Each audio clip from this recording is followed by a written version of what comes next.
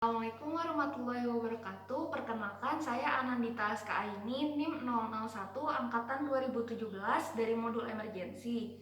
Pada hari ini saya akan melakukan KKD pemasangan cervical collar neck, pemidaian, dan evakuasi. Hari ini saya mendapatkan pasien laki-laki 15 tahun, korban kecelakaan lalu lintas yang mengalami cedera pada bagian leher dan fraktur di bagian tulang tibia dan fibula. Sebelum melakukan tindakan, saya harus menggunakan alat pelindung diri terlebih dahulu berupa masker dan handscoon. Kemudian saya harus mengamankan lokasi kejadian supaya tidak menimbulkan masalah baru lagi. Kemudian saya harus memastikan pasien ini sadar. Dek, ya. Kemudian saya akan melakukan perkenalan diri dan inform consent. Perkenalkan deh, nama saya Dr. Muda Anandita. Saya dokter yang bertugas hari ini.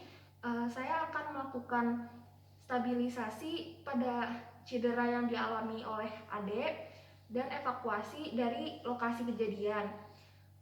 Mohon maaf dalam prosedur pelaksanaannya mungkin agak kurang nyaman. Apakah diizinkan, Dek? Ya, baik, terima kasih. Saya akan segera melakukan pemasangan cervical collar neck. Pertama-tama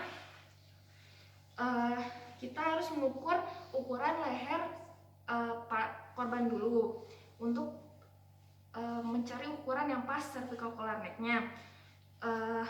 Biasanya cervical collar neck itu menggunakan yang tidak berbahan soft seperti ini, tapi karena saya memiliki yang soft, saya memakai yang ini. Ini ukurannya medium.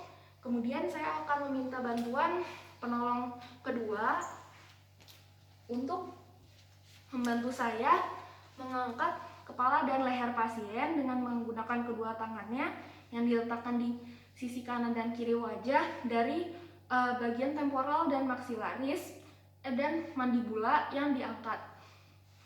Kemudian saya akan masukkan cervical collar neck-nya ke bagian proksimal leher pasien.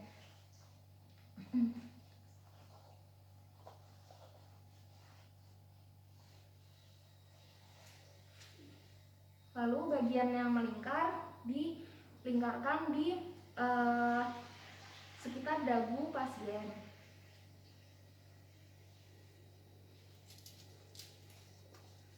Kalau sudah, direkatkan. Ya. Kemudian kita lanjutkan dengan pemasangan bidai.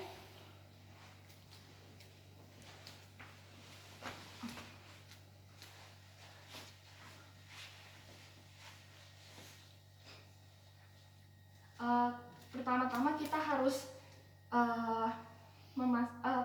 mengidentifikasi apakah ada perdarahan pada pasien atau tidak. Kemudian apabila ada perdarahan kita harus menanganinya segera.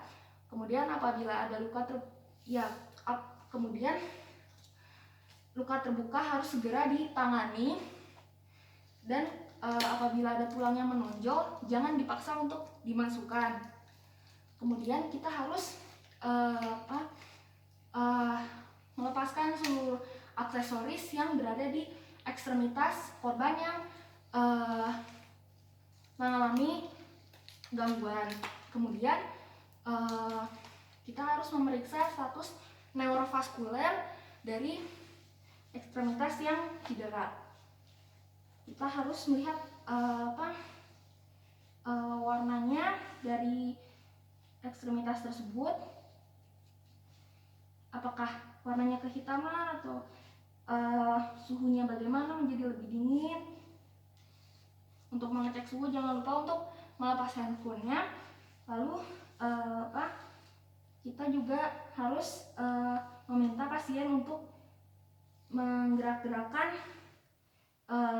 jari-jari kakinya, lalu mengecek apakah pasien dapat merasakan sentuhan yang kita berikan. Kemudian kita akan melakukan traksi terlebih dahulu untuk meluruskan alignment pasien.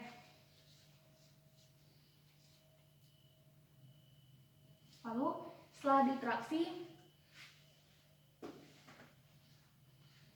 kita masukkan bidainya. Bidai itu meliputi bidai dipasangkan bidai itu meliputi 3 bagian di proksimal, lateral, dan medial yang melewati 2 sendi atau tulang. Kemudian kita pasangkan kainnya.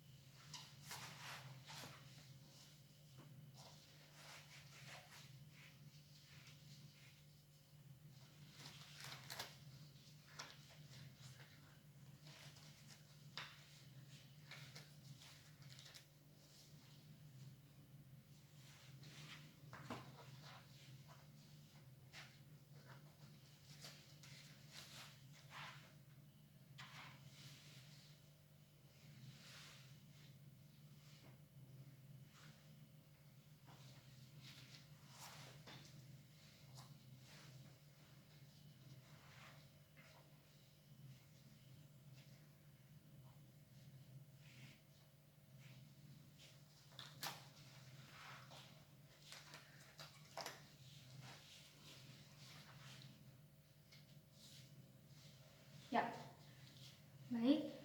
Kalau sudah terpasang kedua kainnya, kita bisa mulai memasangkan bidainya.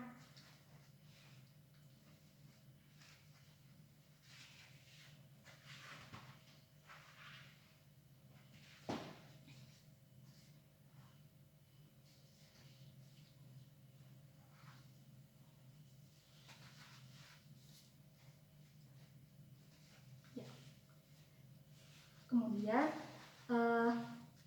pengikatan bidai dimulai dari bagian distal terlebih dahulu dan tidak boleh menyilang di atas bagian yang mengalami fraktur.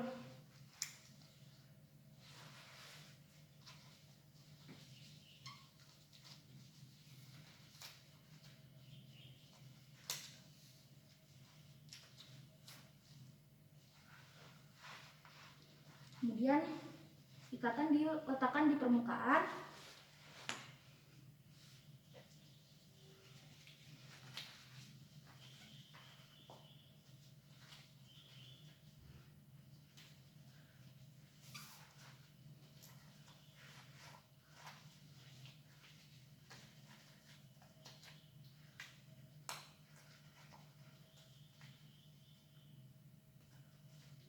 Ya. Sudah, kalau sudah, kita harus mengecek status neurovaskuler pasien lagi. Prosedurnya sama. Kemudian kita akan melakukan evakuasi pada pasien. Evakuasi dilakukan oleh 4 orang penolong pertama yang menstabilkan kepala pasien. Kemudian penolong kedua yang memasangkan cervical collar neck pada pasien. Lalu setelah cervical collar neck sudah dipasangkan, penolong kedua harus merapatkan kedua lengan pasien ke batang tubuh pasien. Kemudian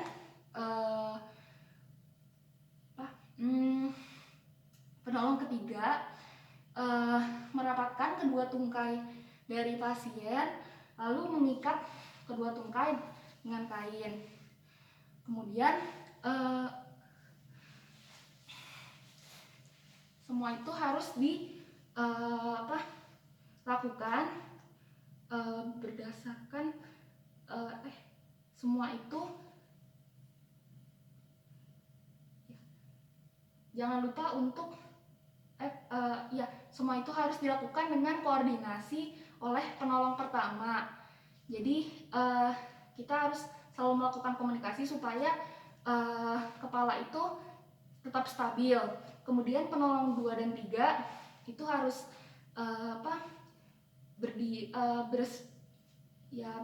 bersimpu di bagian kanan pasien.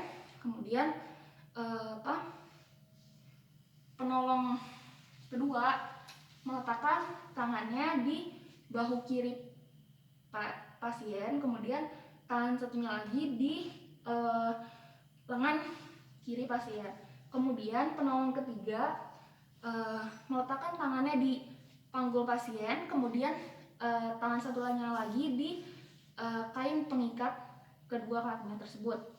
Kemudian penolong keempat yang memberikan aba-aba kepada kedua penolong tersebut untuk memiringkan tubuh pasien ke arah kanan, secukupnya memiringkannya. Kemudian kalau sudah dimiringkan, penolong keempat akan memasukkan long spine board di bagian bawah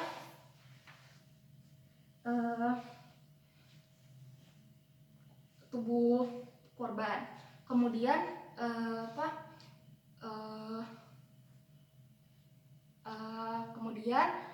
penolong keempat memberi aba-aba untuk kedua penolong tersebut untuk membalikan tubuh pasien kembali seperti awal lagi. Lalu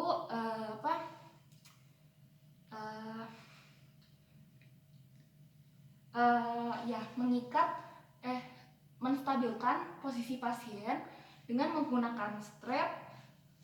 Terus habis itu mengecek status neurologis pasien. Kemudian keempat penolong tersebut membawa pasien dari lokasi kejadian. Sekian yang bisa saya sampaikan. Kurang lebihnya mohon maaf. Wassalamualaikum warahmatullahi wabarakatuh.